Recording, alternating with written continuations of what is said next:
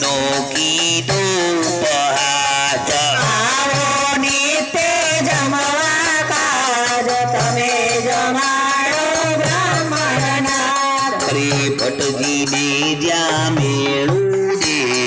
માં બહુચરની બોલ્યા દે 1732 સાલ માણસ સુદ બીજને સોમવાર હરી બહુચર માના નામે કરી નોતરા સૌએ દીધા પરી